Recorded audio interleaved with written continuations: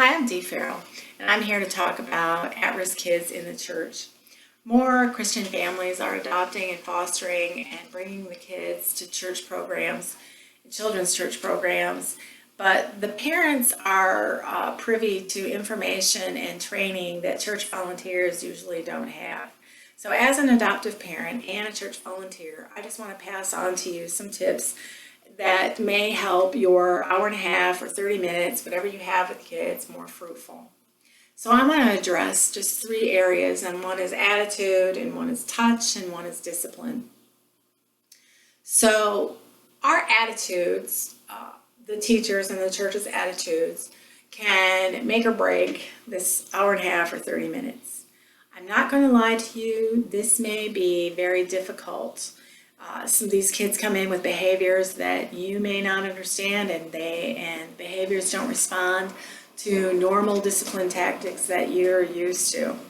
So when the parent comes to the class, this happens to me repeatedly, is that the door opens and the flustered worker, is just going to tell you everything that happened in that 30 minutes. And that's what I'd like to avoid for the next parent coming along.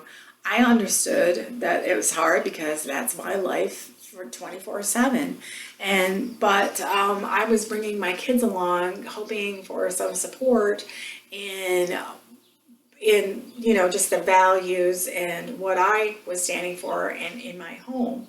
And so that's what I would like to pass on to you. That should be your attitude, that you are going to support the values that this parent is trying to instill in these children. And like I said, it's not going to be easy. This may be the most chaotic 30 minutes that you have. And you want to stay on top of the wave if possible, for this child's emotional or what behaviors that they have. They can be hyper. They can have low self-discipline. They can be deceitful. They may want to manipulate situations. They may be openly defiant. But you have to understand that where their home life and their life before that has been so disruptive and so out of control that these are their tactics to maintain control. So if they're manipulating, if they're acting out, then they're actually manipulating that situation. They're in control and they feel comfortable. So however you view that, that is one little sneak peek at why it's happening. And now let me help you try to deal with that. We're going to talk about, I guess I should talk about discipline next, then if we just progress from there. So discipline, reality discipline really works with these kids. And I've talked about reality discipline in another video, and I'm going to refer you to that. It's discipline, the longest 4-letter word, I think. So reality discipline works just because it is a firm structure. Now, what you never want to do is physical discipline. You don't want to restrain these children unless they're hurting another child. One way to handle a situation is to de-escalate. Very calm, firm voice. You may have to remove the child from that situation, and never with another high school student, not with a middle school student. Hopefully you have another adult helper, and you can take them out, let them run laps, go for a walk, sweep the floor, whatever, but it needs to stay public. You don't take these kids into another room one-on-one. You need to stay public, but just let them de-escalate for a minute or two, and then bring them back into the situation and see how it goes.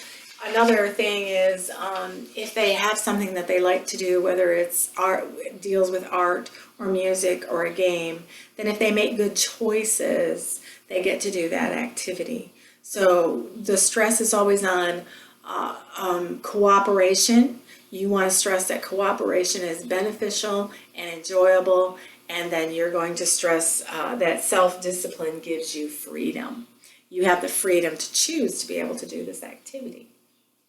Now, if you have school-age children that you're working with, then your job's a little bit easier because they've had exposure to structure already.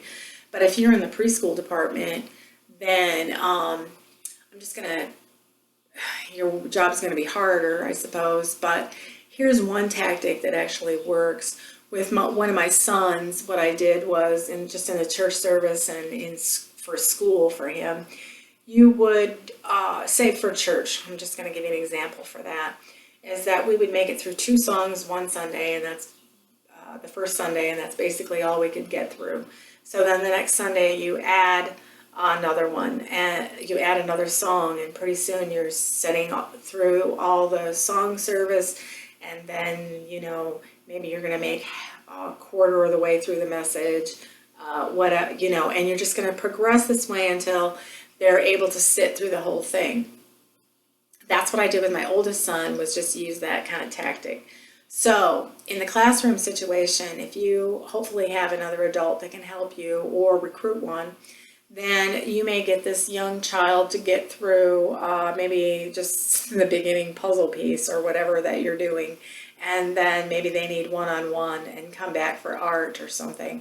But you're going to progress until they're able to stay for the 30 minutes or whatever it is that you have, the hour and a half. So just understand that they may need breaks, and they may need to be taught how for self-discipline if they're very young. Like I said, school-age children have already had some structure.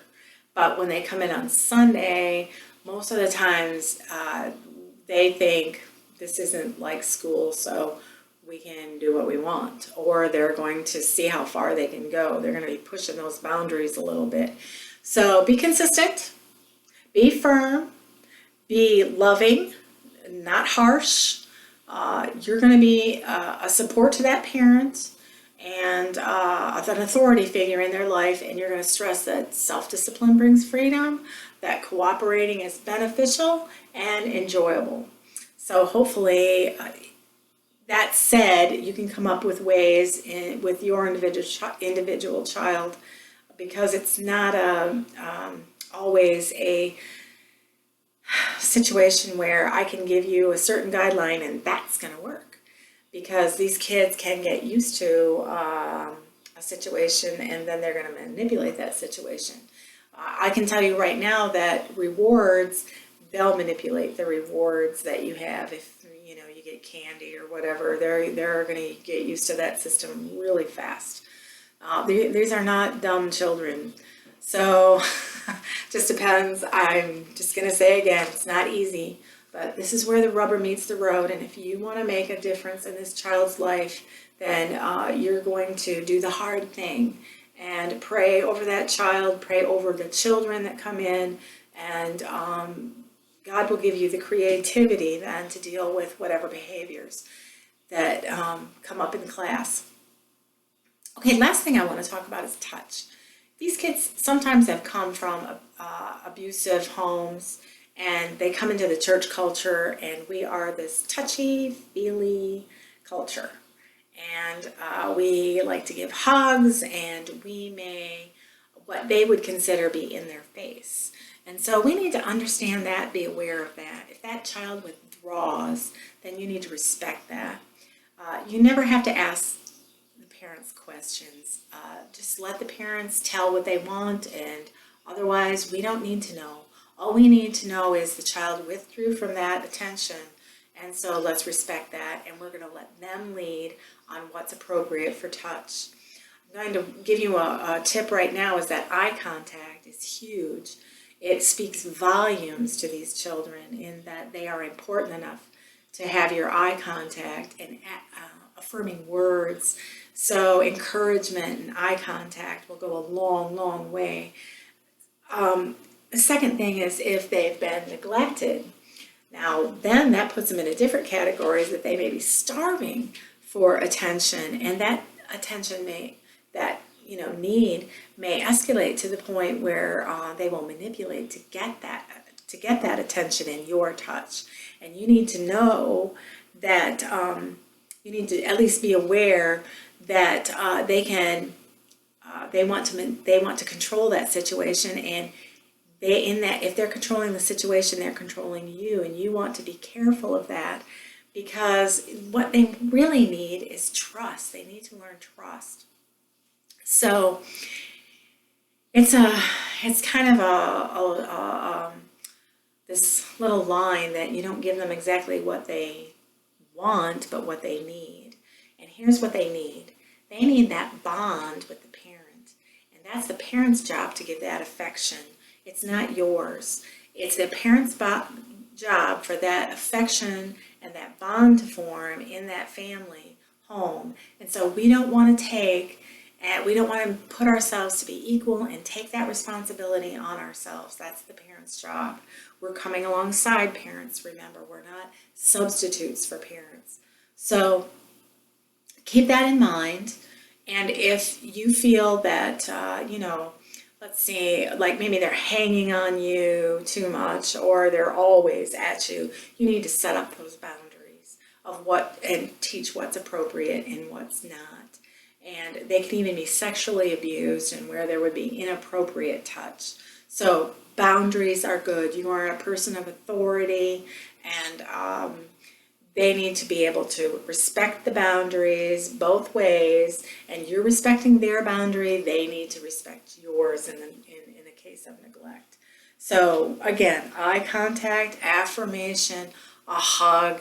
If they want that hug, one of my children loved hugs, and there's nothing wrong with that. It's only when it escalates. So just be aware of that.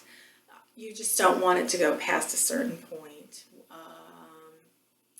where they're crawling all over you, say.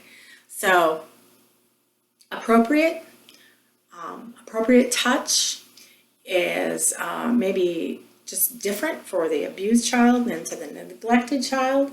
So just to recap that, if they withdraw, you let the child lead.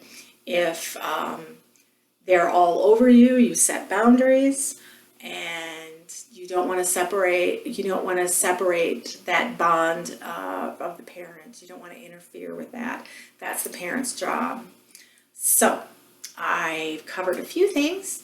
Hopefully it helps a little bit. I'll post some more things later on that I think may help. And so if you found this helpful to you, then go ahead and share it with someone else. And I just want to let you know that the work that you do is so important that when these kids come in, this is really a need, guys. So pray about it, be calm, and God will bless your efforts. Thanks.